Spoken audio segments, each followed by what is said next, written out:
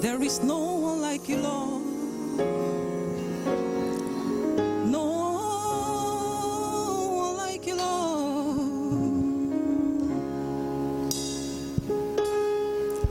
There is no other God like you, my living God. There is no other God like you. You sit on the throne in the midst of all the cherubim.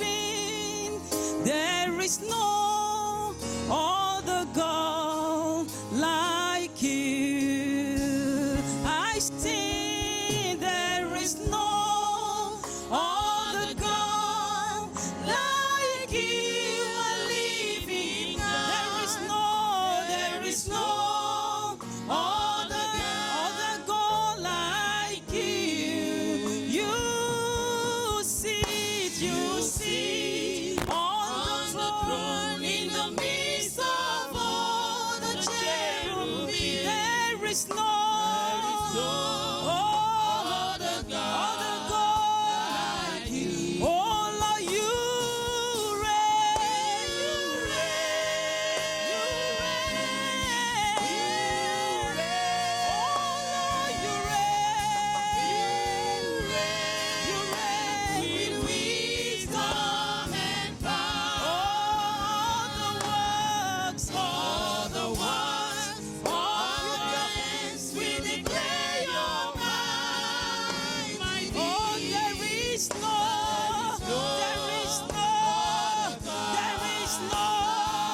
oh Lord, you reign.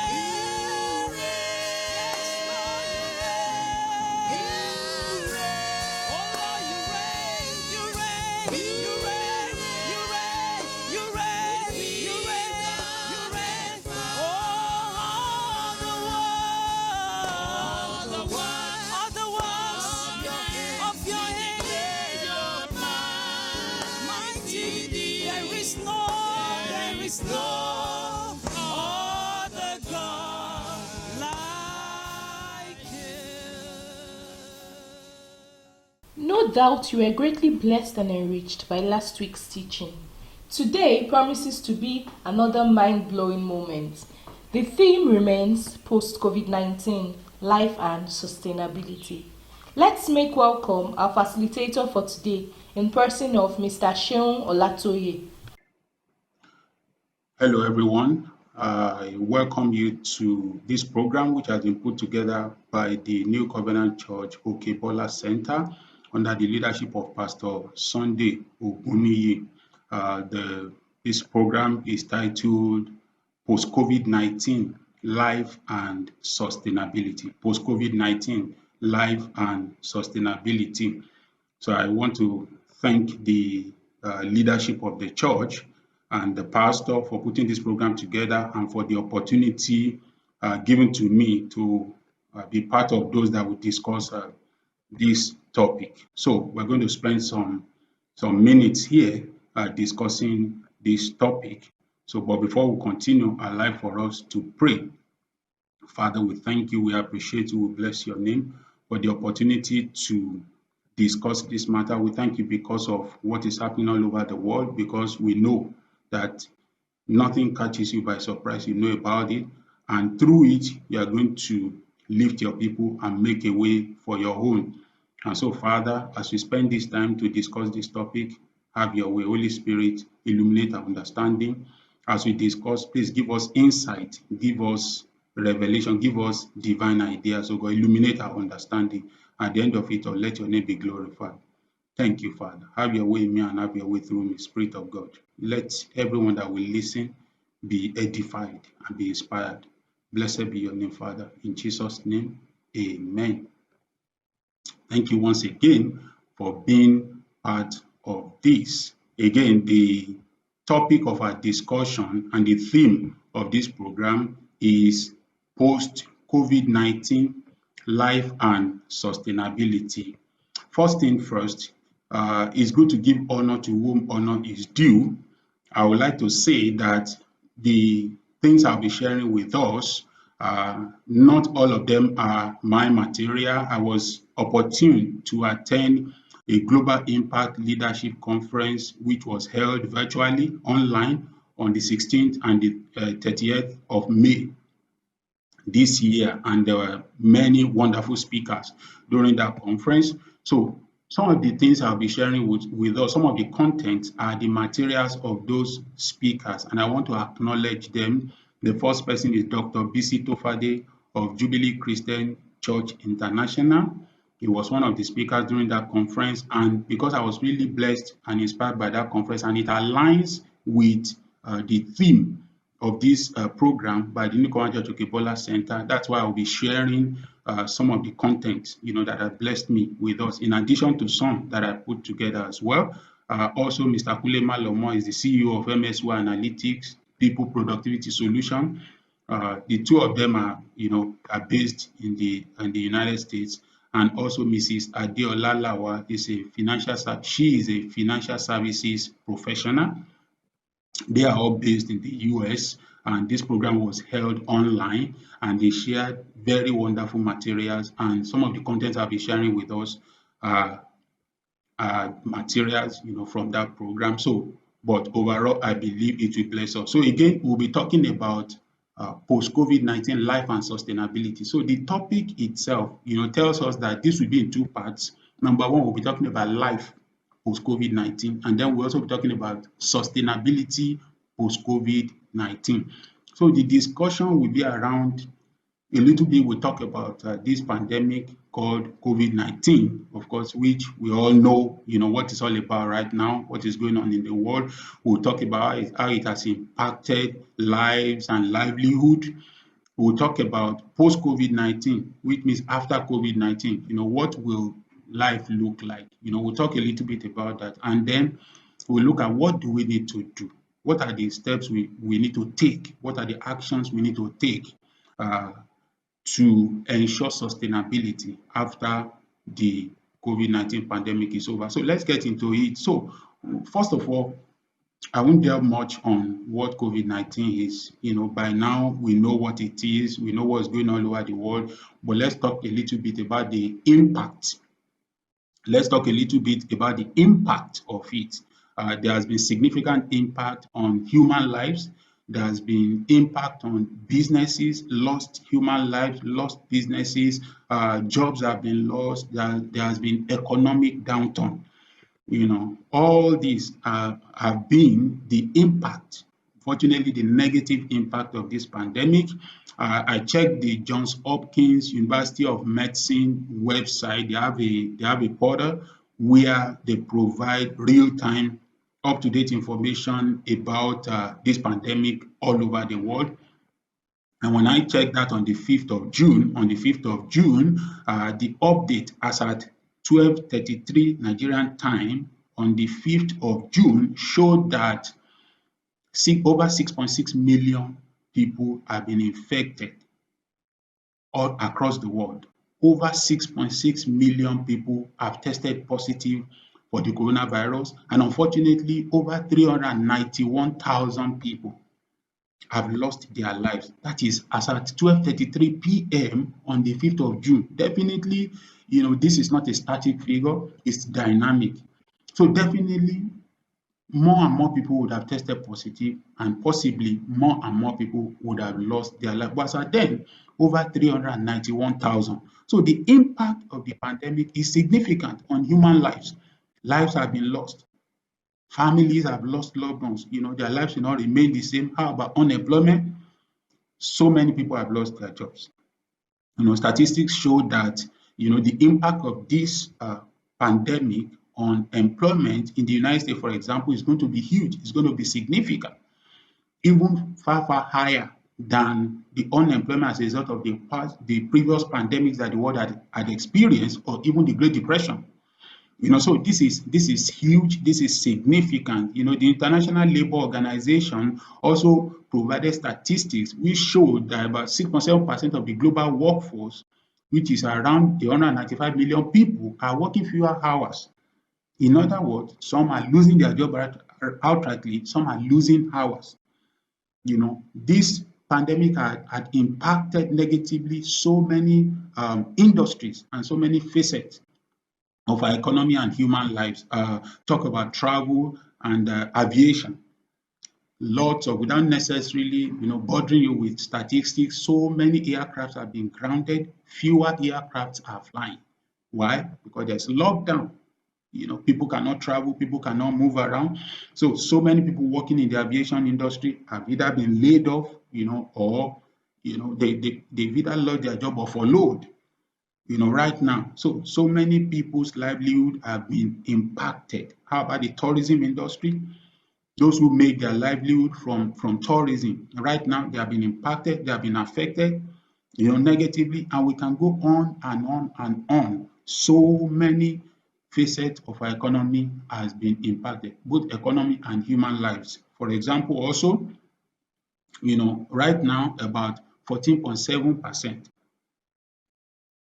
of people in the United States, are unemployed. Unemployment rate is about 14.7%, and approximately 42 million US workers have filed jobless claims since the middle of March this year.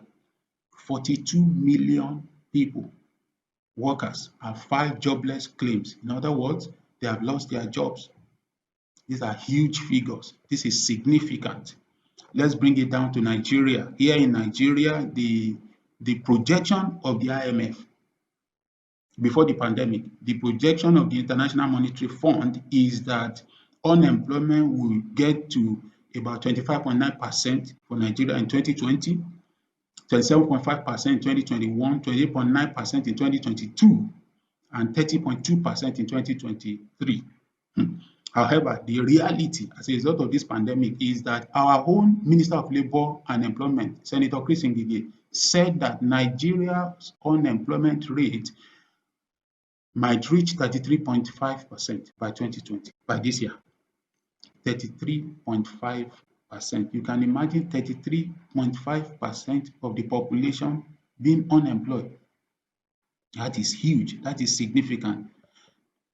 I talked about unemployment rate being 14.7% in the United States. That is huge. The unemployment rate typically has been below 5%, but now it's shot up to 14.7% as a result of the pandemic.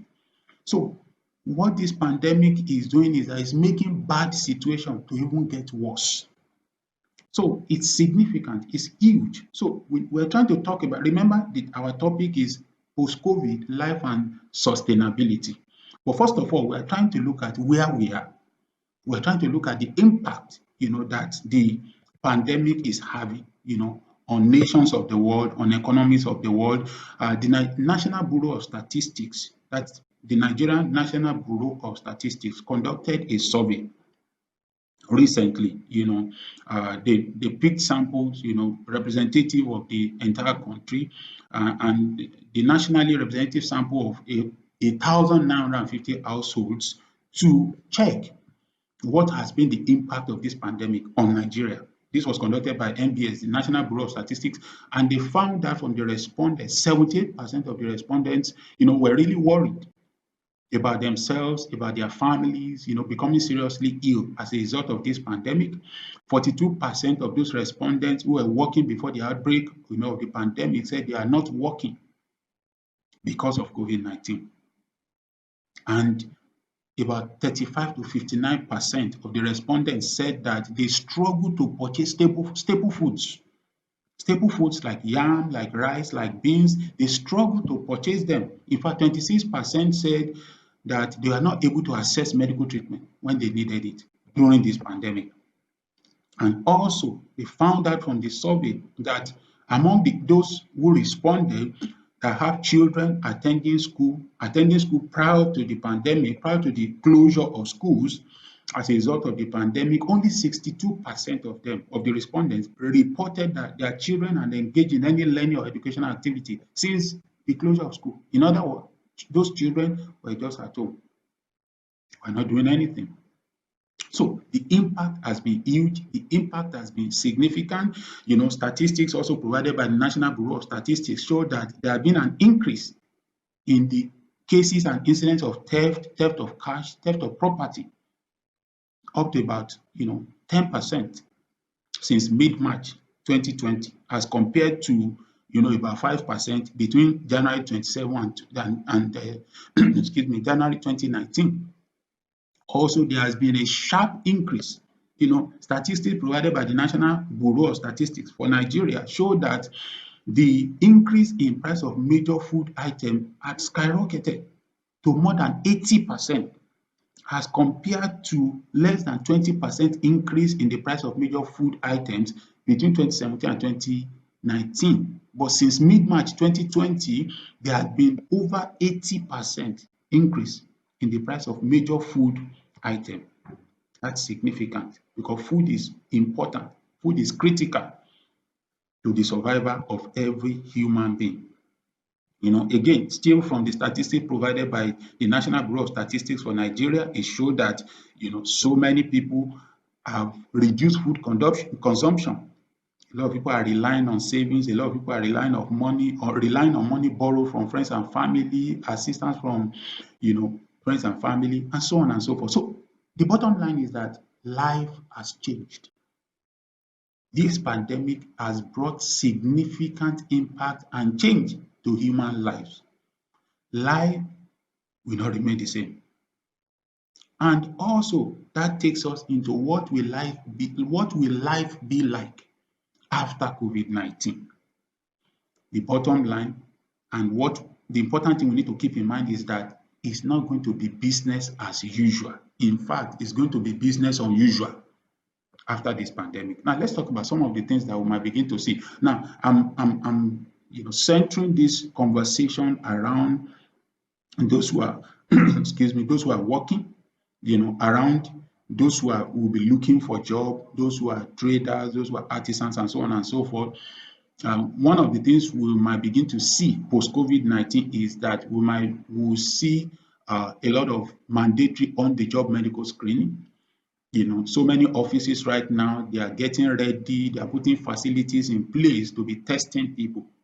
At least at the minimum, monitor their temperature, so many facilities for people to sanitize their hands and all that. So that might become norm. So many offices, might see reduction in the number of workers who are coming to the office. Why? Because remote working is becoming more and more popular. Now, because of the lockdown as a result of this pandemic, a lot of organizations have asked their workers to be working from home. So remote working is now really popular, and post-COVID-19 is not going to lose its popularity. It will rather become more and more popular. More and more organizations will want many of their workers to be working remotely. So working in an office could become a status symbol. Also, we'll see now the increase in the use of face masks. And just to talk about it, we need to remember that when you use face mask or face covering, it's not really protecting you, it's protecting other people. So that when you cough, when you sneeze, or when you release any fluid, from your body, when you release any fluid, it restricts, that fluid, those aerosol, those fluids, being released to other people and impacting them. So the use of face mask, and you see all kind of design of face mask. People are very creative that they are coming up with. Post COVID-19, we will see an increase in the use of that. It's going to become like a norm. Some organization, might do a lot of restructuring, reorganization, right sizing, and so on and so forth. As I mentioned earlier, so many organizations might ask their workers to be working remotely. Some organizations might start to consider cutting middle management position, to reduce, the different layers that they have in the organization. These are things that may likely be happening post COVID-19. Automation could be accelerated because as a result of this pandemic, people are beginning to see the benefit in automation and digital transformation. So that will be embraced more and more and might even be accelerated post COVID-19. So these are some of the things we need to keep in mind. Food supply will be critical because after COVID-19, people need to, even during COVID-19 now, people need to eat.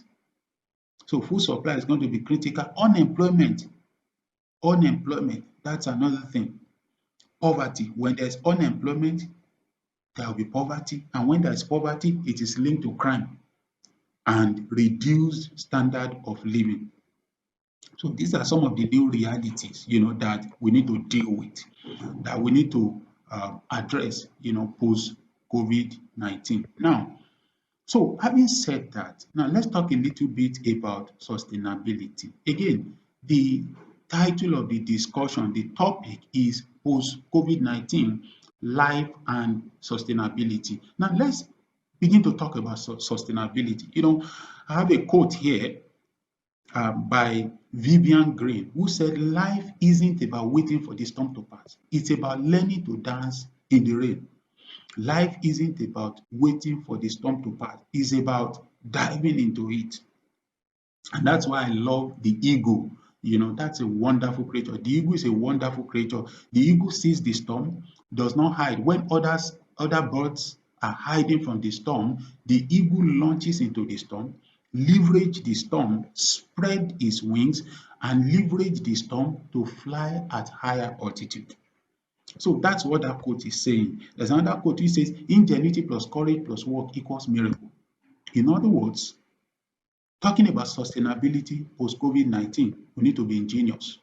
We need to leverage the challenges, the adversity, and turn it into opportunity, or see the opportunity in the adversity. And I will talk more about that. For those of us who are working, or who are traders, or who are artisans, what are some of the things we need to do to ensure sustainability post COVID-19? Remember, we're talking about post COVID-19 life and sustainability. Three things. Number one, it's important to retrain. Retrain ourselves. It's important to retool, and it's important to respond accordingly to the situation. I'll break this down a little bit. Retrain. When we say retrain, what are we talking about? You need to retrain. You need to retrain yourself for a new career. Because post COVID-19, some careers might no longer be relevant, or they might not be as relevant as they used to be. Maybe you need to take some studies, some lessons. Maybe for some people, they need to go back to school. This is very important. We need to retrain, we need to retool ourselves. And remember, a lot of people said that when computers were becoming more and more popular, people said, "Oh, the computer is going to take their job." No. The wise people retrain themselves to learn how to use the computer, rather than worry and complain that computers are coming to take their job. No. Why don't you train yourself to become computer literate? So post COVID-19, we need to be ready to retrain, re-educate, maybe for a new career, maybe to enhance your skill, and that takes us to retool. You might need to retool to get new skills. Retool, we are talking about getting new skills, adding on some additional skills that will be relevant in the post-COVID-19 world, making yourself competitive so that it will be difficult for your employer to get rid of you. That is, if you are already in a job, it will make it difficult for your employer to discard you. Make it difficult for your employer to get rid of you. And how? Find out the new trends. What can make you relevant? What are the new add-ons? What are the new skills that we need to acquire? The third one is respond. Respond. We need to be able to respond to situations in the way we are not used to, because there's going to be a new normal. As I said earlier, it's not going to be business as usual. It's going to be business unusual post-COVID-19. And we need to be ready. We need to get ready. You remember when Jesus talked about the parable of the 10 virgins? 5 of them were wise, 5 of them were foolish. The 5 that were wise, what made them to be wise? They were ready for the coming of the bridegroom. They didn't anticipate that the bridegroom will be late, or probably they did. However, they were prepared. Preparation. There will be opportunity, but we need to prepare. We need to have preparation for those opportunities. So we need to respond in a way to situation in the way we are not used to. Post COVID-19, if you are working, you might be required to volunteer more hours. Some people might be, required to take pay cuts.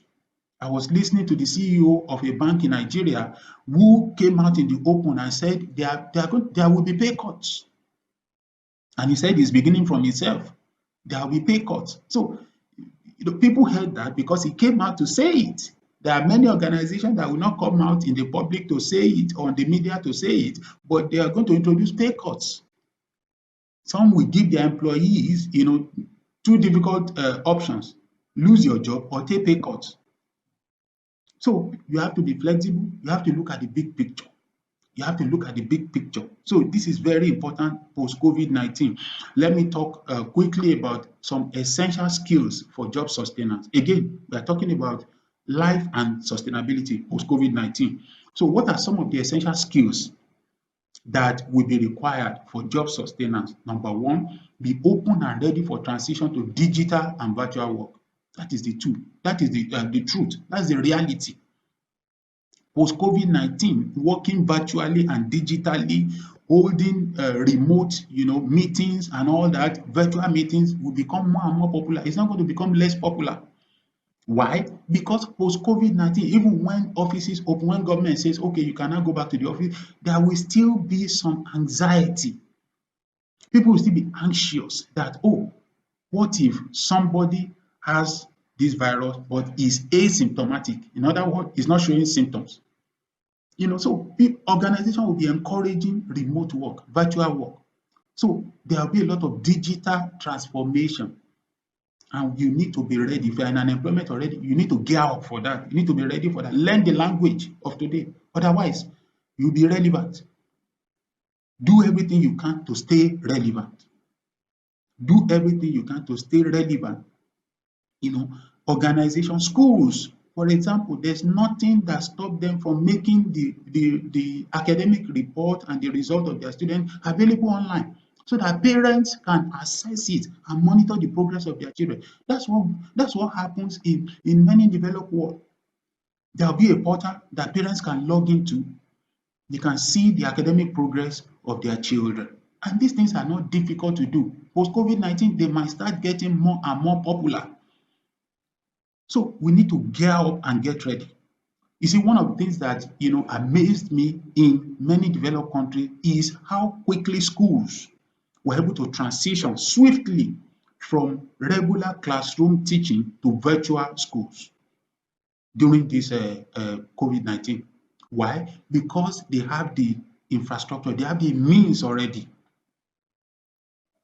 Even before COVID-19, many of those schools, they have been communicating with they have portal where they communicate with the children, with the students. They have portal where parents can log into to see the progress of their children and all that. So when situation, occasion demanded that they transition from regular classroom to virtual classroom, it was easy for them to do.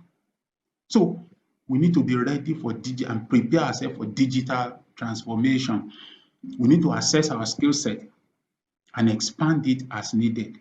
Still talking about digital transformation, some skills will be very relevant post COVID-19. For example, cybersecurity. Zoom as an online video platform had become really, really popular, during this COVID-19. And I'm going to talk more about Zoom a little bit later. But as they grew and more people were using their platform, they recognized a challenge: cybersecurity. So as a result of that, they had to go and acquire a company that will provide them end-to-end encryption and cybersecurity, because more and more people are now using their platform. And there were instances of intruders, into people doing online meetings and so on, using Zoom. So cybersecurity is a skill that will be relevant, for a long time to come, especially post COVID-19. Data analytics. Organization will be looking for people who are data literate, who can help them not only acquire or gather data, analyze the data, make meaning out of the data that can enhance their businesses, their services, their products.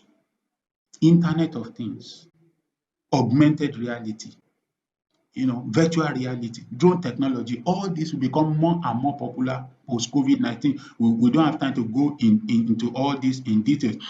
People need to be flexible with work hours and be willing to take on more responsibilities. You have to be flexible post COVID-19. You must be willing to take additional responsibility. So what I'm saying is don't resist change.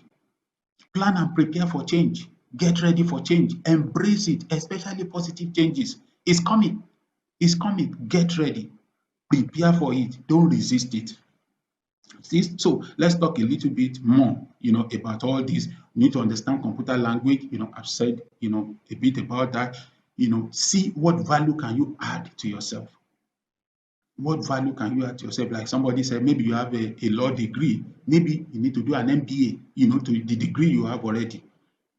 Maybe you need to take some additional courses. Might not be an MBA, might be just some additional courses. Also you're encouraged to find a mentor, somebody who can mentor you. Somebody who is already in a position you're aspiring to, who can give you ideas, who can give you suggestions on what to take. It's like standing on the shoulder of a giant. You're going to see far. So all these are very important for us to note. And now ideas, still talking about ideas to find job for those who might be looking for job post COVID-19 or to stay relevant in your current job. I've talked a lot about adding value to yourself, make yourself indispensable. Make yourself indispensable. And if I may use the word, make yourself unsackable. That if they are sacking other people, are laying other people off, they will not lay you off. Why? Because you are indispensable. That reminds me of the story that was told of somebody who called his boss. And he called his boss, tried to change his voice, and called his boss and said, "Hello, excuse me, please, I'm calling to tell you that I have these skills, I can do this, I have this qualification, this certification, I can do this, and this, and I want to find out if you are looking for somebody who has this kind of qualification, certification, and skills." And the boss said, well, actually, thanks for calling, but actually we have somebody who already has all these skills and qualifications. Thank you so much. We are not looking for somebody to hire. And then along the line, the boss recognized his voice and said, is it not you talking? And then he started laughing. And said, the boss said, what are you doing? And he told the boss, he said, well, boss, I'm calling you. I just want to find out if I'm still relevant. I want to find out if you are not already looking for somebody to take my job. Wow, I'm sure you've learned a lot these past weeks from all the teachings. Join us again next week as we conclude this very session with Mr. Sheon Olatoye. Feel free to drop your questions and comments in the comment section below. See you next week. Remain blessed in God's arms.